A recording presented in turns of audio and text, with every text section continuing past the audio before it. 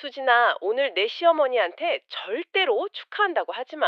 시어머니 칠순잔치가 열리는 호텔 주차장에 도착하자마자 친정엄마에게 전화가 왔습니다. 엄마, 무슨 소리야? 나 지금 호텔이야. 알아. 내가 지금 가고 있어. 아무것도 묻지 말고 조금만 기다려. 알겠지? 이유를 묻기도 전에 전화가 끊겼습니다. 불안한 마음으로 연회장에 올라갔는데 복도 끝에 서 있던 낯선 여자가 시어머니를 보는 순간 울기 시작했습니다. 그러더니 떨리는 목소리로 말했습니다. 엄마, 저 기억하세요? 시어머니 얼굴에서 웃음이 사라졌습니다. 그런데 제 남편은 시어머니가 아니라 저부터 돌아봤습니다. 당신이 꾸민 일이야?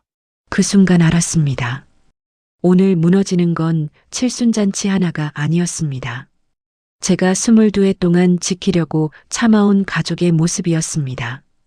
그리고 그날 이후 저는 더 이상 예전 같은 며느리로 살지 않았습니다. 오늘의 사연 바로 시작하기 전에 구독과 좋아요 꾹 눌러주세요. 그 기운 받아 여러분의 오늘 하루가 행복해지길 간절히 기도드리겠습니다. 제 이름은 한수진, 49살입니다. 그날은 시어머니 오말순 씨의 칠순잔치 날이었습니다. 서울 외곽의 한 호텔 연회장을 예약한 것도 저였어요.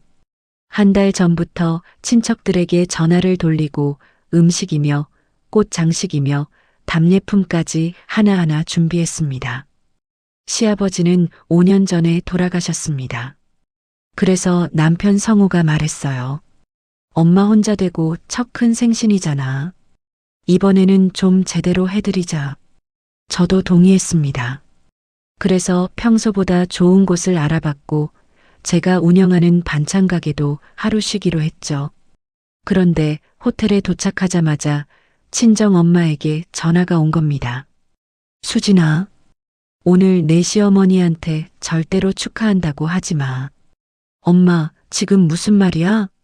내가 가서 말할게. 무슨 일이 있는데? 엄마는 한참 대답하지 않았습니다. 그러다 아주 낮은 목소리로 말했어요. 말순이가 평생 숨긴 일이 있어. 우리 어머니가 아무것도 모르면서 먼저 절부터 하지 말라는 뜻이야. 나 지금 가고 있어. 전화가 끊겼습니다. 저는 한동안 휴대전화를 들고 그대로 앉아 있었어요. 하지만 이미 잔치 시간이 가까웠습니다.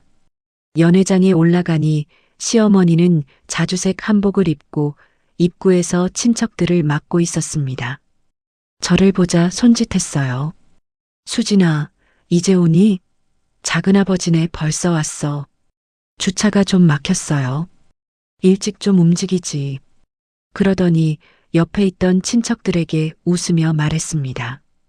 우리 며느리가 다 준비했어요. 내가 하나하나 시켜야 움직이긴 하지만 친척 몇 사람이 웃었습니다. 저도 억지로 웃었어요. 그 정도 말은 처음 듣는 게 아니었으니까요. 어머니, 꽃은 저쪽에 두면 될까요? 그래. 그리고 답례품 숫자 다시 확인해. 하나라도 부족하면 내가 창피하잖아. 저는 가방을 내려놓았습니다. 바로 그때였습니다. 연회장 복도 끝에 낯선 여자 한 명이 서 있었습니다. 제 또래쯤 되어 보였어요. 검은색 코트를 입고 작은 가방을 두 손으로 꼭 붙잡고 있었습니다. 그 여자는 다른 사람은 보지 않았습니다. 시어머니 얼굴만 뚫어지게 보고 있었어요. 시어머니도 그 시선을 느꼈는지 고개를 돌렸습니다. 두 사람 눈이 마주쳤습니다. 시어머니 얼굴에서 웃음이 사라졌습니다. 여자가 천천히 걸어왔습니다. 오말순 씨 맞으시죠? 시어머니가 뒤로 한 발 물러났어요. 누구세요? 여자 눈에 눈물이 맺혔습니다. 저 정말 모르세요? 사람 잘못 보셨어요. 여자는 가방에서 오래된 사진 한 장을 꺼냈습니다. 가장자리가 누렇게 변한 흑백 사진이었습니다. 젊은 시절의 시어머니가 어린 여자아이를 품에 안고 있었습니다. 시어머니가 사진을 보는 순간 손에 들고 있던 꽃다발을 놓쳤습니다. 여자가 울면서 말했습니다. 엄마, 연회장 앞이 조용해졌습니다. 남편도 다가왔어요. 엄마, 이분 누구예요? 그런데 시어머니는 여자에게 대답하지 않았습니다. 갑자기 저를 돌아봤습니다. 너지? 네. 내가 이 여자 데려왔지? 저도 처음 보는 분이에요. 거짓말하지 마. 시어머니 목소리가 커졌습니다. 내 칠순날 망신 주려고 작정했어? 저는 황당했습니다. 그런데 남편까지 제 팔을 잡았습니다. 수진아, 왜? 당신 장모님이랑 무슨 일 꾸몄어? 그 말에 저는 남편 얼굴을 다시 봤습니다. 나도 처음 본다고 했잖아. 그럼 아까 장모님 전화는 뭐였어? 그걸 나도 모르니까 지금 이러는 거야. 남편은 주변 친척들을 한번 둘러봤습니다. 그러더니 제 귀 가까이에서 말했습니다. 오늘은 엄마 칠순이잖아. 제발 일 좀 크게 만들지 마. 그 순간 엘리베이터 문이 열렸습니다. 친정엄마 정옥희 씨가 숨을 몰아쉬며 걸어왔습니다. 낯선 여자가 엄마를 보자 말했습니다. 옥희 아주머니. 시어머니 얼굴이 굳었습니다. 엄마가 우리 앞까지 다가왔습니다. 말순아. 시어머니가 이를 악물었습니다. 언니가 여길 왜 와? 엄마는 낯선 여자를 한번 바라본 뒤 말했습니다. 내가 아직도 이 아이한테 모른다고 할 줄은 몰랐다. 언니 그만해. 왜 그만해? 시어머니가 엄마 팔을 잡으려 했습니다. 엄마가 그 손을 피했습니다. 그리고 사람들 앞에서 분명하게 말했어요. 내 딸이잖아. 남편 손이 제 팔에서 떨어졌습니다. 남편이 흑백 사진을 받아들었습니다. 몇 번이나 사진과 시어머니 얼굴을 번갈아 봤어요. 엄마, 이게 뭐예요? 시어머니가 사진을 낚아채듯 가져갔습니다. 옛날 일이야. 무슨 옛날 일이요? 나중에 얘기할게. 낯선 여자가 울면서 말했습니다. 나중에 언제요? 시어머니가 쳐다봤습니다. 지금 친척들 다 와 있잖니. 그 말이 이상했습니다. 수십 년 만에 찾아온 사람이 자기 딸이라는데 시어머니가 가장 먼저 걱정하는 건 친척들 눈이었습니다. 잔치는 이미 시작 시간이 지났고 호텔 직원들도 난처한 표정으로 서 있었습니다. 시어머니는 갑자기 아무 일도 없었다는 듯 말했습니다. 일단 안으로 들어가자. 사람들 기다린다. 그리고 제 손목을 잡았습니다. 수진아, 너 여기 있어. 어머니, 오늘 잔치 내가 준비했잖아. 내가 빠지면 사람들이 뭐라고 하겠어? 낯선 여자는 고개를 숙이고 친정엄마와 함께 엘리베이터 쪽으로 움직였습니다. 저도 따라가려고 했어요. 남편이 다시 막았습니다. 수진아, 오늘은 좀 참아. 저는 남편을 바라봤습니다. 오늘만 참으라는 말, 나 22해 들었어. 지금 그 얘기가 왜 나와? 당신은 아직도 뭐가 문제인지 몰라. 내가 모른다는 게 아니라 엄마 칠순부터 마치자는 거잖아. 당신 엄마는 자기 딸보다 잔치가 먼저고 당신은 사실보다 어머니 체면이 먼저네. 목소리 낮춰.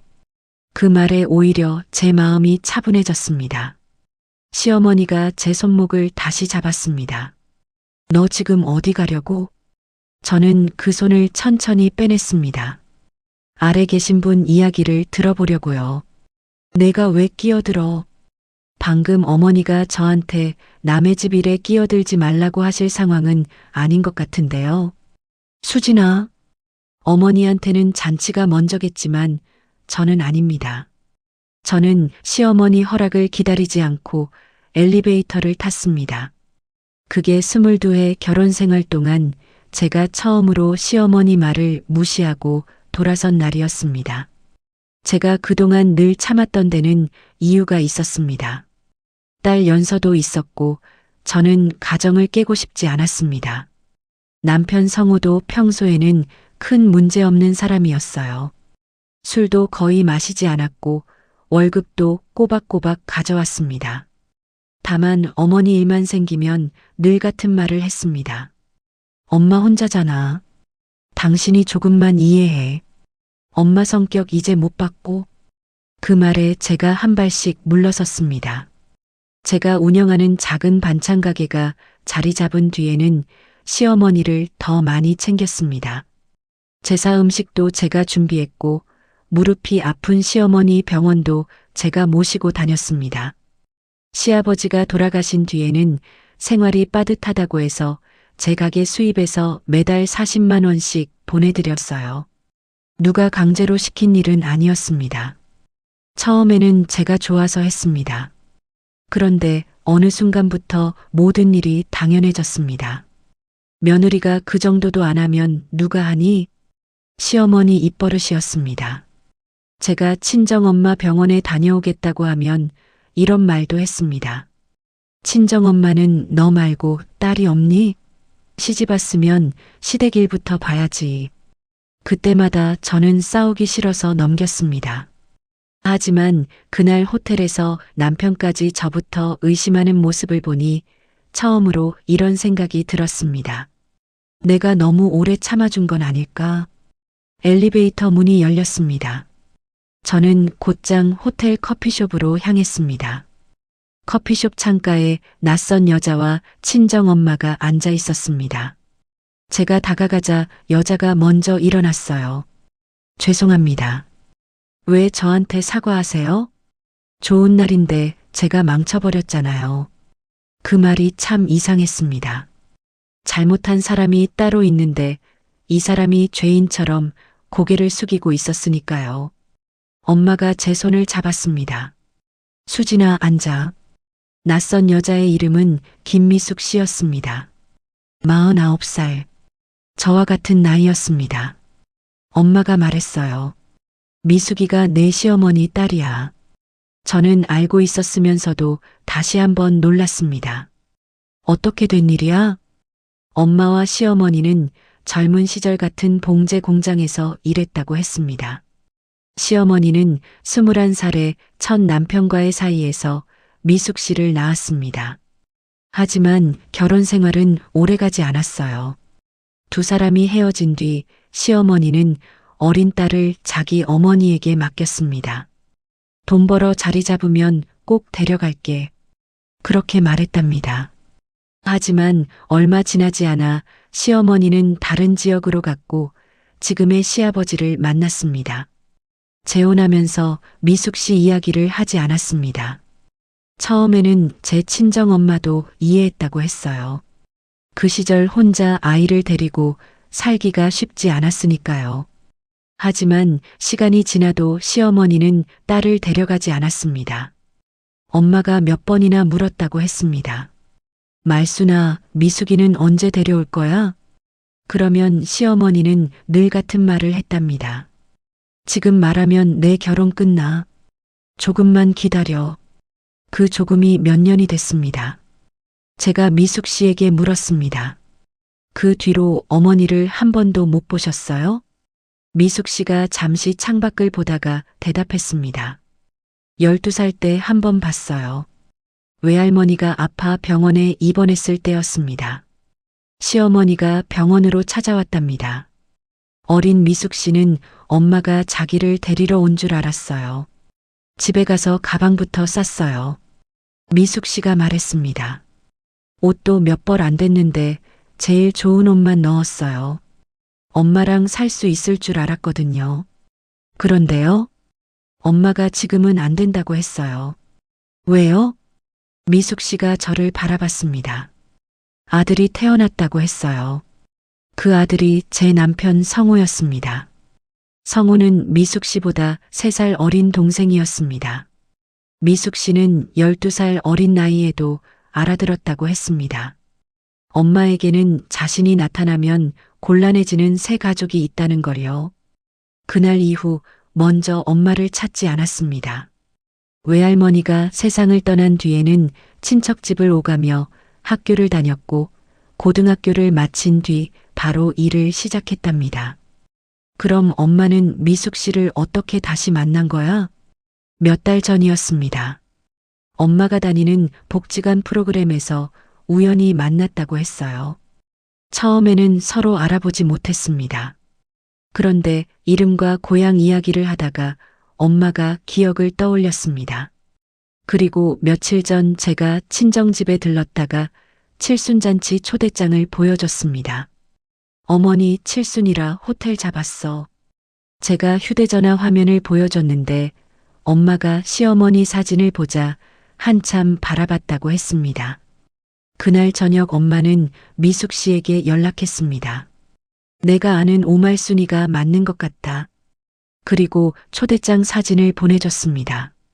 미숙 씨는 처음에는 가지 않겠다고 했답니다. 이제 와서 무슨 소용 있겠어요. 그런데 잔치 당일 아침 마음을 바꿨습니다. 엄마에게 문자를 보냈어요. 오늘 한 번만 직접 확인해 보려고요. 엄마가 깜짝 놀라 전화를 했지만 이미 미숙 씨는 호텔로 가고 있었습니다. 그래서 엄마가 저에게 급히 전화한 겁니다. 오늘 절대로 축하한다고 하지 마. 제가 엄마를 봤습니다. 그래서 그런 말을 한 거야? 엄마가 고개를 끄덕였습니다. 칠순이 나쁘다는 뜻이 아니었어. 내가 아무것도 모르고 그 사람 앞에 절부터 하고 가족의 도리가 어쩌고 하는 말을 들을까봐 그랬어. 그제야 엄마의 이상한 말이 이해됐습니다. 그때 커피숍 문이 열렸습니다. 시어머니와 남편이 내려왔습니다. 시어머니는 앉지도 않았습니다. 미숙아. 그날 처음으로 이름을 불렀습니다. 미숙 씨 눈빛이 흔들렸습니다. 엄마. 저도 모르게 기대했습니다. 적어도 미안하다는 말부터 할 줄 알았어요.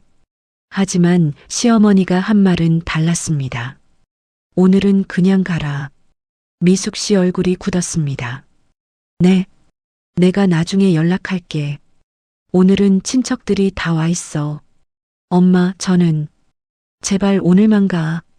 제가 자리에서 일어났습니다. 어머니, 지금 그게 먼저예요? 시어머니가 저를 노려봤습니다. 남의 집 일에 끼어들지 마. 그 말을 듣는 순간 제 마음도 정해졌습니다. 알겠습니다. 뭘? 앞으로 어머니 집 일에서 저도 빠질게요. 시어머니가 저를 멍하니 바라봤습니다. 저는 가방을 들었습니다. 어머니가 가족 일은 가족끼리 알아서 하라고 하셨잖아요. 시어머니는 제가 화가 나서 한 말이라고 생각했던 것 같습니다. 칠순잔치 다음 날 아침 7시가 조금 넘어 전화가 왔습니다. 수진아. 네. 오늘 작은아버지네 집에 온다. 미역국 좀 끓여와. 저는 가게 문을 열려고 열쇠를 꺼내던 중이었습니다. 못합니다. 전화기 넘어가 조용해졌습니다. 뭐? 오늘 가게 열어야 해요. 점심 전에 잠깐 가지고 오면 되잖아. 성호 씨한테 해달라고 하세요. 성호가 어떻게 국을 끓여? 저는 문을 열며 대답했습니다. 배우면 되죠. 너 지금 나한테 심술 부리는 거니? 아니요. 그럼 왜 갑자기 이래? 갑자기가 아닙니다. 어제 말씀드렸잖아요. 이제 어머니 일은 아드님과 상의하세요. 시어머니 목소리가 커졌습니다. 칠순날 사람 망신시켜 놓고 내가 지금 나한테 화낼 처지야? 제가 어머니를 망신시킨 게 아닙니다. 내 엄마 때문에 다 알려졌잖아. 미숙 씨가 어머니 딸인 게 우리 엄마 때문입니까? 시어머니가 말을 멈췄습니다. 저는 조용히 덧붙였습니다. 저 가게 열어야 합니다. 그리고 처음으로 제가 먼저 전화를 끊었습니다. 가게 안으로 들어와 불을 켰습니다. 손이 조금 떨렸어요. 22회 동안 한 번도 하지 못한 일을 방금 했으니까요. 그날 점심시간에는 은행 앱을 열었습니다. 매달 시어머니에게 보내던 40만 원 자동이체도 해지했습니다. 그 돈은 남편 월급에서 보내던 생활비가 아니었습니다. 제가 반찬 가게에서 번 돈으로 보내던 돈이었어요. 시아버지가 돌아가신 뒤 시어머니가 혼자 살게 되면서 제가 먼저 시작했던 일이었습니다. 돈이 아까워서 끄는 건 아니었습니다. 이제는 제가 해야 하는 일과 하지 않아도 되는 일을 나누고 싶었습니다. 저녁에 남편에게 전화가 왔습니다. 엄마 생활비 왜 끊었어? 앞으로 당신이 보내. 갑자기 왜? 당신 어머니니까. 당신도 며느리잖아. 저는 반찬통 뚜껑을 닫던 손을 멈췄습니다. 그 말 다시 해봐. 남편도 자기가 무슨 말을 했는지 알았는지 잠시 조용했습니다. 내 말은 우리가 가족이니까 같이 하자는 거지. 같이? 그래. 어머니 병원은 내가 갔고, 장은 내가 받고, 제사 음식도 내가 했고, 생활비도 내 가게 돈으로 보냈어. 당신은 뭘 같이 했는데? 남편이 대답하지 않았습니다. 당신은 엄마 부탁 전화 오면 나한테 넘겼잖아. 회사 다니니까 그렇지. 나도 이래. 또 조용해졌습니다. 제가 말했습니다. 그리고 호텔에서 당신이 나한테 뭐라고 했는지 기억해? 그때는 정신이 없어서. 나는 아무것도 모르는데 당신은 나부터 의심했어. 미안하다고 할게. 지금 말 한마디로 끝낼 생각하지 마. 그럼 어떻게 해야 하는데? 당신 어머니 일은 당신이 직접 해봐. 다음 주 화요일은 시어머니 정형외과 진료일이었습니다. 예약 문자가 제 휴대전화로 왔어요. 전에는 제가 날짜를 확인하고 가게 아르바이트생에게 부탁한 뒤 시어머니를 모시러 갔습니다. 이번에는 문자를 남편에게 그대로 전달했습니다. 잠시 뒤 전화가 왔습니다. 이게 뭐야? 어머니 진료. 당신 안 가? 응. 나 회사 있는데? 반차 쓰든 어머니하고 날짜를 바꾸든 당신이 정해. 남편은 한숨을 쉬었습니다. 저는 더 말하지 않았습니다. 결국 남편은 반차를 냈습니다. 진료가 끝난 오후 3시쯤 전화가 왔어요. 수진아. 왜? 오늘 접수하고 검사하고 약 타니까 거의 3시간이네. 응. 당신이 매번 이걸 했던 거야? 그래. 전화기 너머로 한동안 아무 말도 들리지 않았습니다. 그날은 제가 남편에게 잔소리하지 않아도 됐습니다. 처음으로 자기가 직접 해봤으니까요. 제가 물러서지 않자 시어머니는 방법을 바꿨습니다. 며칠 뒤 남편의 작은 어머니에게 전화가 왔어요. 수진아, 요즘 집안이 왜 이러니? 무슨 말씀이세요? 말순 형님이 많이 힘들어해.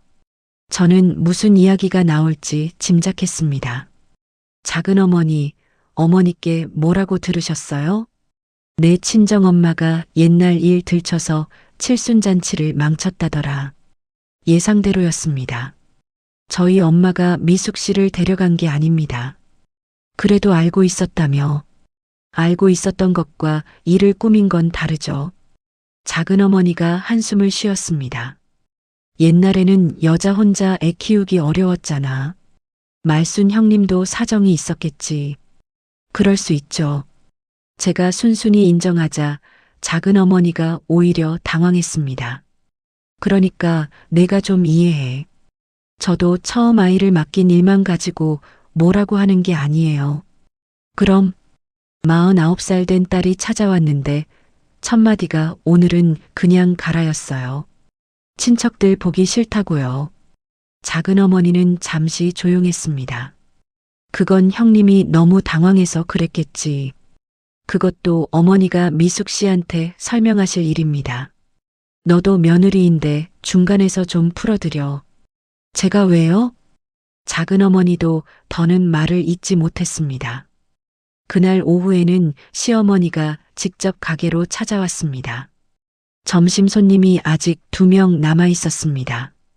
시어머니는 문을 열자마자 말했습니다. 수진아, 잠깐 나와. 손님 계산부터 할게요. 내가 급해. 저는 대답하지 않고 손님들에게 반찬을 포장해 드렸습니다. 손님들이 나간 뒤 앞치마를 풀었습니다. 말씀하세요. 시어머니가 가게 의자에 앉았습니다. 내 엄마한테 사과하라고 해. 무슨 사과요? 내 칠순날 왜 사람을 찾아오게 만들어? 우리 엄마가 찾아오라고 한 게 아니라고 말씀드렸잖아요. 사진을 보내줬다며. 미숙 씨가 자기 엄마를 찾고 있었으니까요. 그래도 가족끼리는 덮어줄 줄 알아야지. 저는 그 말을 듣고 시어머니 얼굴을 한참 바라봤습니다. 가족이니까요? 그래. 어머니가 저한테 항상 하시던 말이네요. 시어머니가 미간을 찌푸렸습니다. 지금 말장난하니? 아니요. 가족이면 서로 챙겨야 한다고 하셨잖아요. 당연하지. 그럼 미숙 씨도 가족 아닙니까? 시어머니가 입을 다물었습니다. 잠시 뒤 다른 말을 꺼냈습니다. 그건 내가 알아서 할 테니까 내가 미숙이 좀 만나. 왜요? 걔가 자꾸 연락하잖아. 그래서요? 내가 잘 말해서 당분간 찾아오지 말라고 해. 저는 잘못 들은 줄 알았습니다. 저한테 어머니 딸을 쫓아내 달라는 말씀이세요? 쫓아내라는 게 아니라 시간이 필요하다고 하라고. 직접 말씀하세요. 내 말을 안 듣잖아. 49살입니다. 어머니 말씀을 들어야 할 어린아이가 아니에요. 시어머니 얼굴이 붉어졌습니다. 내가 너 먹고 살게 해줬더니 이제 나한테 훈계까지 하니? 저는 처음으로 헛웃음이 나왔습니다. 어머니가 저를 먹여 살리셨어요? 내 아들이 번 돈으로 이 가게 차린 거 아니야? 아닙니다. 시어머니 표정이 멈췄습니다. 뭐? 이 가게 보증금은 제가 결혼 전에 모은 돈하고 친정엄마한테 빌렸다가 갚은 돈으로 마련했습니다. 사업자도 저고 임대계약도 제 이름이에요. 그래도 성우가 가장이니까. 성우 씨도 알고 있습니다. 시어머니는 처음으로 바로 받아칠 말을 찾지 못했습니다. 저는 앞치마를 다시 둘렀습니다. 가게 문 닫을 시간 아닙니다. 나보고 가라는 거니? 네. 오늘은 일해야 합니다. 시어머니는 벌떡 일어났습니다. 좋아. 내가 어디까지 하나 보자. 문을 세게 닫고 나갔습니다. 그날 저녁 남편이 가게로 찾아왔습니다. 얼굴부터 굳어 있었어요. 엄마한테 꼭 그렇게까지 해야 했어? 저는 냉장고 문을 닫았습니다. 당신 엄마가 뭐라고 했는데? 당신이 엄마한테 가라고 했다며. 손님 있는 가게에서 우리 엄마한테 사과하라고 소리치고 미숙 씨한테 오지 말라고 대신 말하라는데 그럼 차라도 대접해야 해? 엄마도 정신이 없잖아. 미숙 씨는? 남편이 대답하지 못했습니다. 당신은 아직도 어머니 기분만 보여? 그래도 당신이 좀 넘어가면. 저는 말을 끊었습니다. 이번 주 제사 준비 당신이 해. 남편 눈이 커졌습니다. 뭐? 어머니가 다음 주 제사라고 했어. 전하고 나물하고 탕국 준비해야 하잖아. 당신이 늘 했잖아. 그러니까 이번에는 당신이 해. 내가 그걸 어떻게 해? 저는 시어머니에게 했던 말을 그대로 했습니다. 배우면 돼. 이번에는 남편도 아무 말을 하지 못했습니다. 제사가 있기 사흘 전 시어머니가 결국 가족들을 한자리에 불렀습니다. 남편에게 전화해 말했다고 했어요. 이대로 가면 집안 깨진다. 일요일에 다 모여. 저는 처음에는 가지 않겠다고 했습니다. 그런데 남편이 부탁했습니다. 이번에 한 번만 얘기하고 정리하자. 누가 오는데? 작은아버지하고 작은어머니도 온대. 미숙 씨는? 남편이 말을 멈췄습니다. 엄마는 싫다고 하지. 그럼 나도 안 가. 수진아. 미숙 씨 이야기 때문에 모이는 건데 본인은 빼고 무슨 이야기를 해? 결국 시어머니는 마지못해 미숙 씨에게도 연락했습니다. 일요일 오후 시어머니 집에 모였습니다. 저와 남편, 딸 연서, 친정엄마, 작은아버지 부부가 먼저 도착했습니다. 잠시 뒤 미숙 씨가 들어왔습니다. 시어머니는 눈도 마주치지 않았습니다. 가장 먼저 입을 연 건 남편이었습니다. 엄마, 왜? 이제 나도 알아야겠어요. 뭘? 누나가 있다는 걸 왜 한 번도 말 안 했어요? 시어머니가 손을 꽉 쥐었습니다. 다 지나간 일이야. 엄마한테는 지나간 일이겠죠. 남편 목소리가 낮아졌습니다. 저는 누나 얼굴을 46에 처음 봤어요. 내가 그때 무슨 선택을 할 수 있었겠니? 시어머니도 목소리가 커졌습니다. 여자 혼자 애 데리고 살기 쉬운 세상이었어? 너희 아빠 만났을 때 내가 애 있다고 하면 결혼했겠어? 미숙 씨가 조용히 물었습니다. 처음 저 맡긴 건 그럴 수 있다고 생각해요. 시어머니가 처음으로 미숙 씨를 봤습니다. 그런데 12살 때는요? 시어머니 얼굴이 굳었습니다. 그때는 이미 성우가 있었잖아. 그래서 저는 안 됐던 거예요? 그게 아니라, 그럼 뭐예요? 시어머니가 답답한 듯 가슴을 두드렸습니다. 너는 내 외할머니하고 잘 살고 있었잖아. 미숙 씨 입술이 떨렸습니다. 제가 잘 살았는지 엄마가 어떻게 알아요? 뭐? 한 번도 찾아오지 않았는데 어떻게 알아요? 방 안이 조용해졌습니다. 그때까지 말이 없던 친정엄마가 입을 열었습니다. 말순아, 언니는 또 왜? 미숙이 15때도 내가 너 찾아갔잖아. 미숙 씨가 엄마를 바라봤습니다. 15때요? 친정엄마가 고개를 끄덕였습니다. 내 외할머니 돌아가신 뒤였다. 시어머니가 급하게 말했습니다. 그 얘기는 왜 해? 왜 하면 안 돼?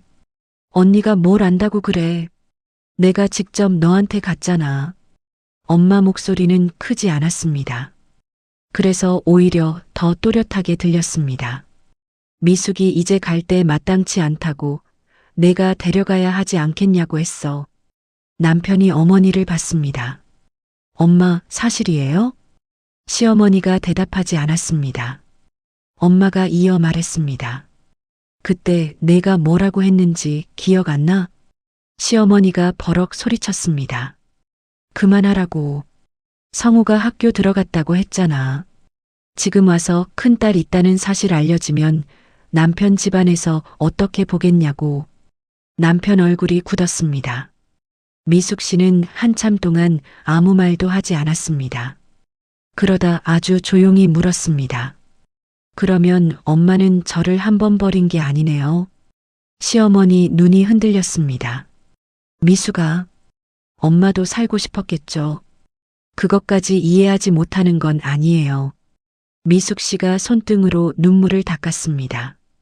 저 돈 달라고 온 것도 아니고 엄마 재산 달라고 온 것도 아니에요.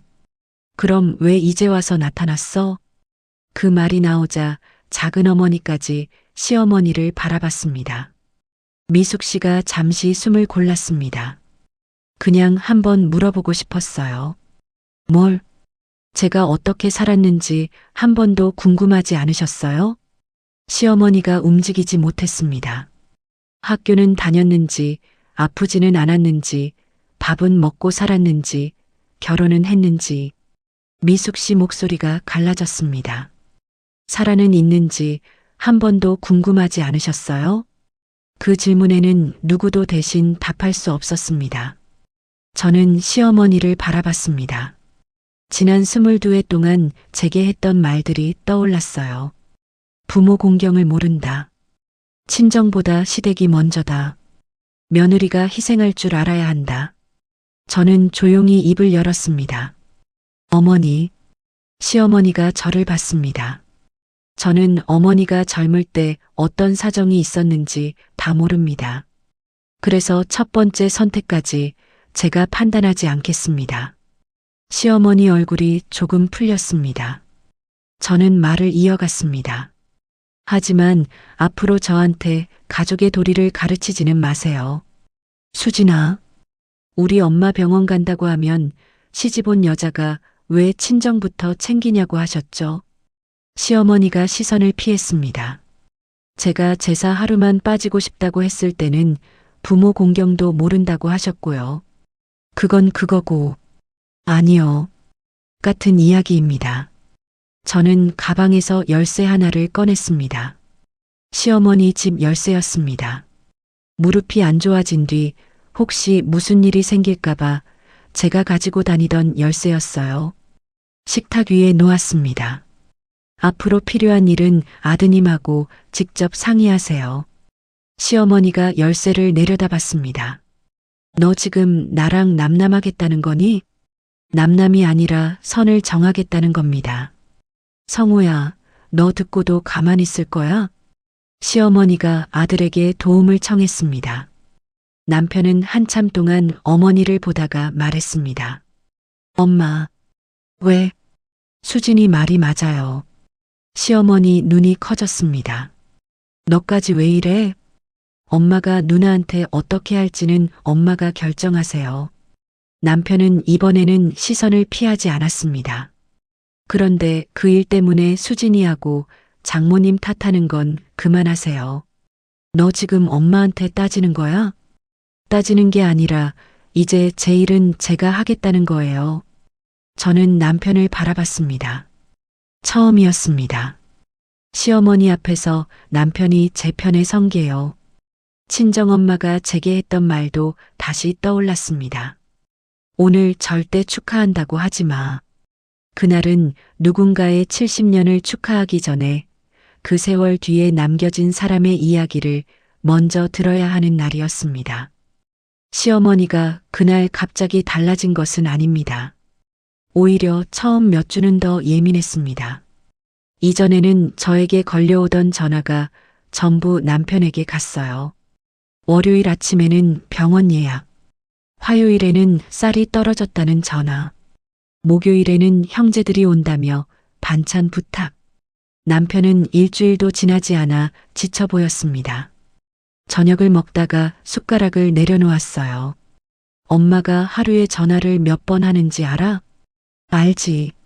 아침 8시에도 전화해. 나한테는 7시에도 했어. 남편이 저를 봤습니다. 쌀까지 내가 사다 줘야 해? 나는 사다 드렸는데. 당신 지금 나 약 올리는 거야? 아니. 당신이 물어서 대답하는 거야. 남편이 말이 없어졌습니다. 다음 주에는 시어머니가 남편에게 제사 음식을 준비하라고 했습니다. 성우는 처음에는 시장에서 젖만 사면 되는 줄 알았대요. 그런데 시어머니가 전화를 했습니다. 탕국해야지. 나물은 3가지 하고. 엄마, 그냥 사면 안 돼요? 제사 음식을 어떻게 다 사? 수진이는 그동안 어떻게 했는데요? 걔는 손이 빠르니까.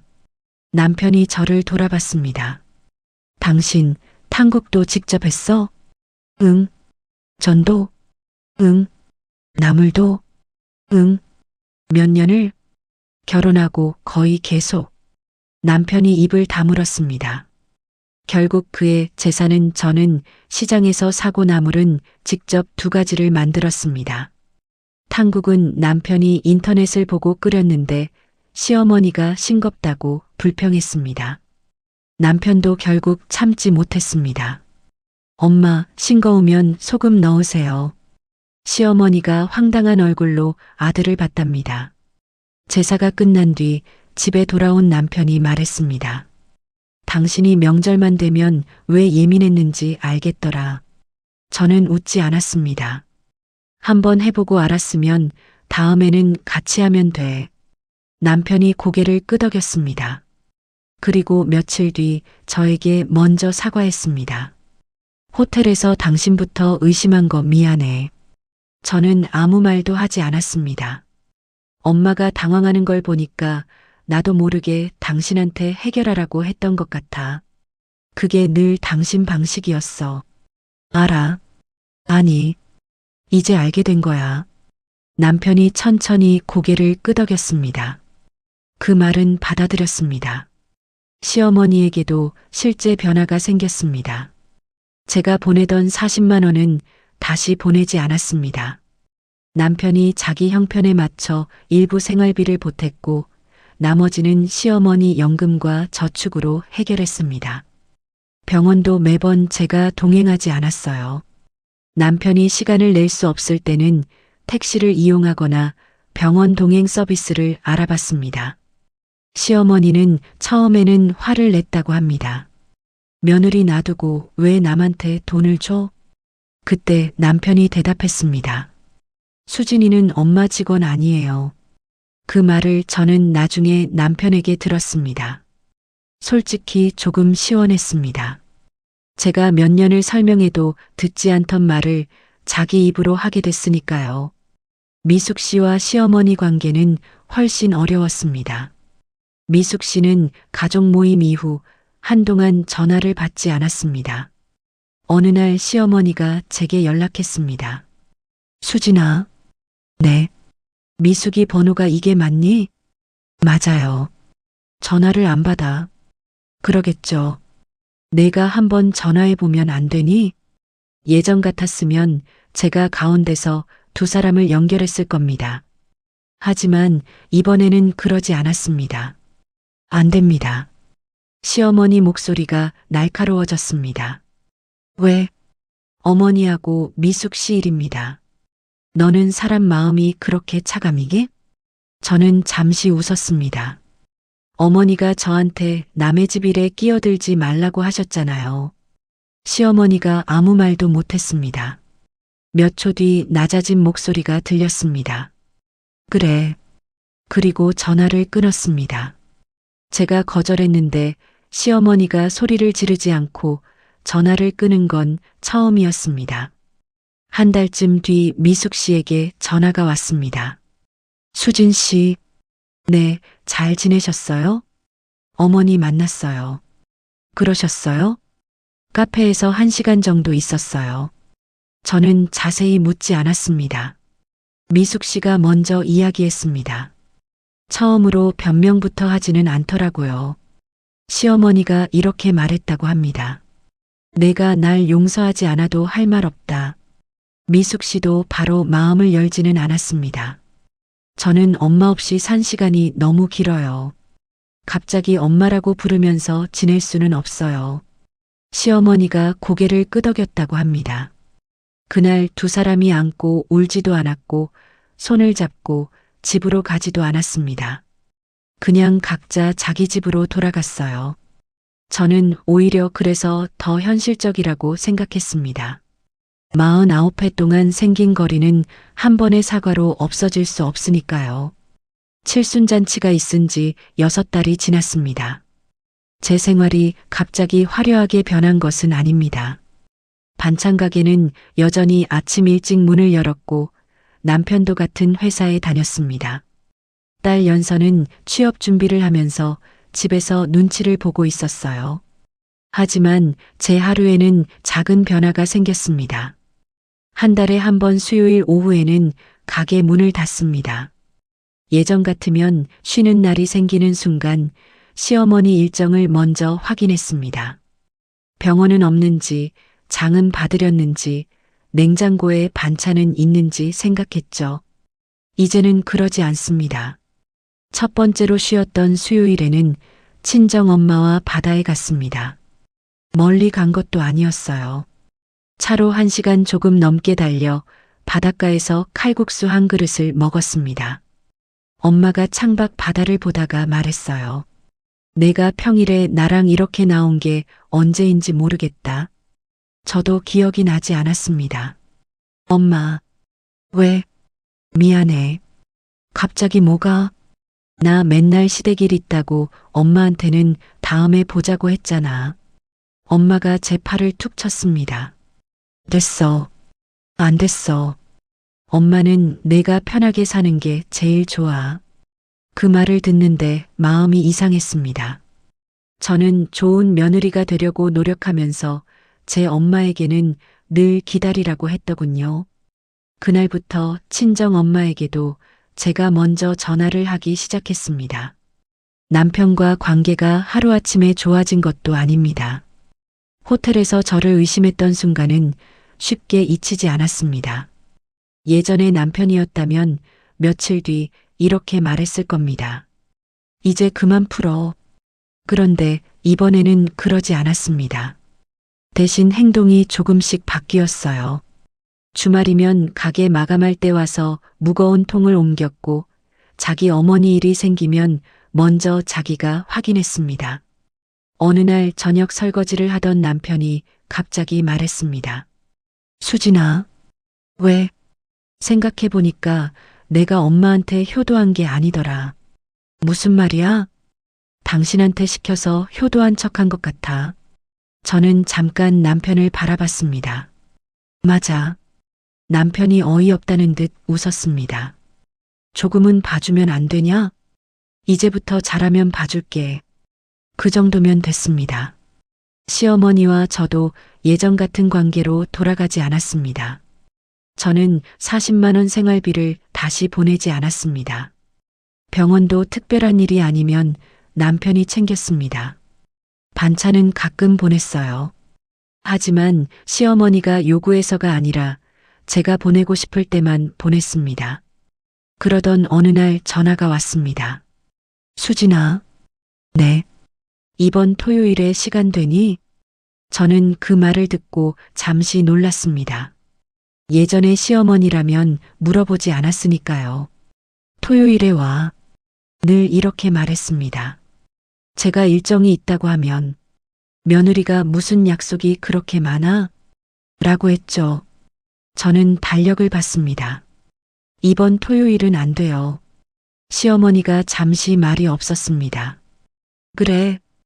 다음 주 토요일은 괜찮아요. 그럼 다음 주에 오너라. 네. 그걸로 전화가 끝났습니다. 누군가 보기에는 아무것도 아닌 대화일 겁니다. 하지만 저한테는 22회 만에 생긴 변화였습니다. 제 시간을 제가 정하고 상대도 그걸 받아들이는 일이요. 다음에 시어머니 생일이 다가왔습니다. 이번에는 제가 잔치를 준비하지 않았습니다. 남편이 작은 한정식집을 예약했습니다. 당신도 갈 거지? 저녁에는 갈게. 낮에는? 엄마하고 약속 있어. 남편은 잠깐 저를 보더니 고개를 끄덕였습니다. 그래. 그날 낮에는 친정엄마와 시장에 다녀왔습니다. 엄마가 좋아하는 떡도 사고 봄옷도 하나 골랐습니다. 저녁이 되어 식당에 갔습니다. 작년처럼 수십 명이 모인 화려한 잔치는 아니었습니다. 남편과 저, 딸 연서, 작은아버지 부부 정도가 전부였습니다. 시어머니 앞에는 작은 케이크가 하나 놓여 있었습니다. 미숙 씨는 오지 않았습니다. 남편 말로는 아침에 짧은 문자를 보내왔다고 했어요. 저는 무슨 내용인지 묻지 않았습니다. 그건 두 사람 사이에 남겨두기로 했습니다. 식사가 끝날 무렵 시어머니가 저를 불렀습니다. 수진아. 네. 평소답지 않게 한참 머뭇거렸습니다. 작년에는 내가 많이 잘못했다. 저는 바로 용서한다는 말을 하지 않았습니다. 그 말을 기다렸던 것도 아니었습니다. 앞으로 잘 지내면 되죠. 시어머니가 제 얼굴을 한번 보고 고개를 끄덕였습니다. 그래. 그 정도면 됐습니다. 집으로 돌아오는 길에 작년 일이 떠올랐습니다. 호텔 주차장에서 친정엄마가 했던 말. 오늘 절대로 축하한다고 하지 마. 그때는 무서운 비밀이라도 있는 줄만 알았습니다. 하지만 지금 생각하면 그 말은 제게 다른 의미였습니다. 아무것도 모르면서 가족이라는 이유만으로 무조건 고개부터 숙이지 말라는 말. 누군가의 체면보다 상처 입은 사람의 이야기를 먼저 들어보라는 말. 그리고 제가 평생 참고 살아야 좋은 사람이 되는 건 아니라는 말이었습니다.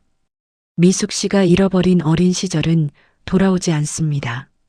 시어머니 역시 젊은 시절 두려움 속에서 했던 선택을 없던 일로 만들 수 없습니다.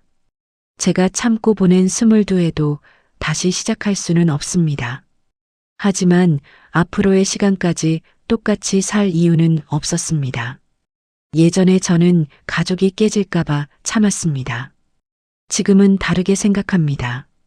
누군가 한 사람만 계속 참아야 유지되는 관계라면 그건 이미 건강한 가족이 아닐 수 있습니다. 저는 이제 시어머니가 필요할 때마다 달려가는 며느리가 아닙니다. 그렇다고 원수가 된 것도 아닙니다. 제가 할 수 있는 일은 하고 하기 싫거나 할 수 없는 일은 거절합니다. 친정엄마를 만나고 싶으면 만납니다. 가게를 쉬고 싶으면 하루 쉽니다. 남편도 자기 어머니의 아들로서 해야 할 일을 직접 합니다. 그렇게 각자 자기 몫을 하기 시작하니 오히려 집안이 전보다 조용해졌습니다. 저는 49이 되어서야 알았습니다. 가족을 지키는 일과 나 자신을 포기하는 일은 같은 뜻이 아니었습니다. 그리고 그 사실을 알게 된 뒤에야 저는 누구의 며느리보다 먼저 한수진으로 살아가기 시작했습니다. 수진 씨에게 가장 오래 남은 상처는 시어머니의 오래된 비밀 하나만은 아니었을 겁니다. 가족의 도리를 그렇게 강조했던 사람이 정작 자기 딸의 상처를 외면했고 가장 믿었던 남편마저 처음에는 아내보다 어머니의 체면부터 챙겼으니까요. 가까운 사람에게 받은 상처일수록 쉽게 말하지 못하고 혼자 참게 되는 경우가 많습니다. 저도 10년 동안 사회복지 현장에서 어르신들을 만나며 겉으로는 멀쩡해 보여도 가족에게 하지 못한 말을 오래 품고 살아온 분들을 가까이에서 보았습니다. 참는 것만이 가족을 지키는 방법은 아닙니다. 때로는 이건 힘들어요. 여기까지는 제가 하지 않겠습니다. 라고 말하는 순간부터 관계가 달라지기도 합니다. 여러분이라면 미숙 씨처럼 평생 자신을 외면했던 부모가 뒤늦게 손을 내민다면 다시 받아들일 수 있으신가요? 또는 수진 씨처럼 가족을 위해 너무 오래 참고 살아온 경험이 있다면 여러분의 이야기도 편하게 남겨주세요. 오늘 이야기가 마음에 남으셨다면 구독과 좋아요도 한번 부탁드립니다. 이야기를 끝까지 들어주신 분이 계시다면 잘 들었다고 댓글 하나만 남겨주세요. 함께 해주셔서 감사합니다.